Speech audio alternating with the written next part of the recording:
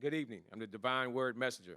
This poem will be called Black Tales. It's from the series, of the Traumatized series of the 1990s. If they say it started with a thought, then these prejudiced bastards was thinking. Hiding behind closed doors, they had to have been standing on top of sealed, stamped congressional floors. One sporting the initials J-E-H, he said with his colleagues, and he plotted. He looked up one day and said, "Gentlemen, I think I've got it. You see, if we can't keep these Negroes in fear for years, then we're going to sell drugs to their kids and place surveillance on their peers." So him and his team conspired, guns were hired, bullets were fired, some of our strongest black voices from the 60s. I have a dream that someday, well, you know how the story ended, he was eternally retired. They thought they could silence our revolutionary rage. They bullet rattle and dismantle our black leadership with plans of putting us in a cage or maybe sending us back out on that slave ship. I remember being a young boy when my grandmother told me, "Little Michael, baby, Christ died." Grandmama, I'm too young to know Jesus, but I did see crucifixion. By the way, Malcolm and King died. Blinded by tears of misery, I couldn't see that they sent this thing called COINTELPRO after you and me. Still filled with black pride and pain, the youth of their time, they would unleash panther power to reign. An armed resistance that lost all that they could lose. They told the man, "You gonna respect us or kill us?"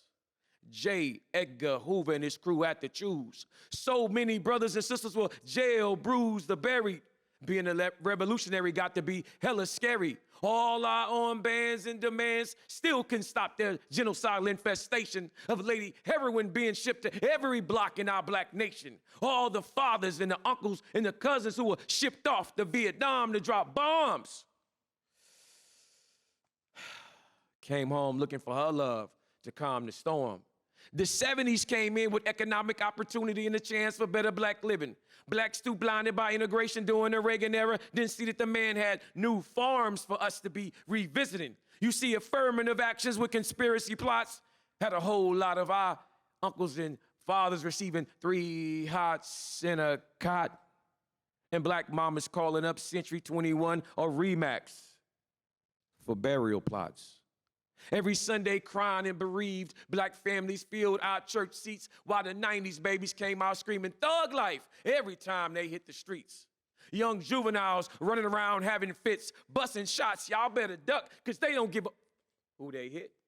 Money-driven ministers. You know, we call them Reverend Cash's checks. He tells me, "Brother Michael, you too serious. Calm down. Bling, bling, baby. Heaven is what you make it."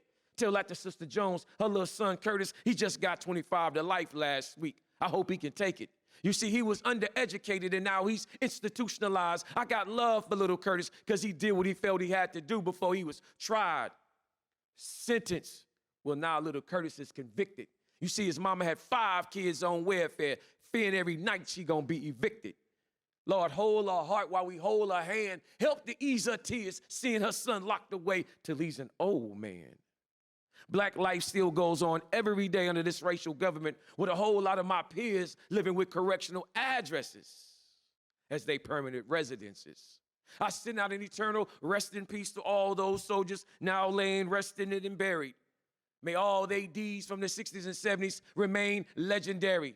So tell the school nurse to stand by with all the Band-Aids and her sutures for all the bumps and bruises my little children might encounter in their black future. Divine Word Messenger.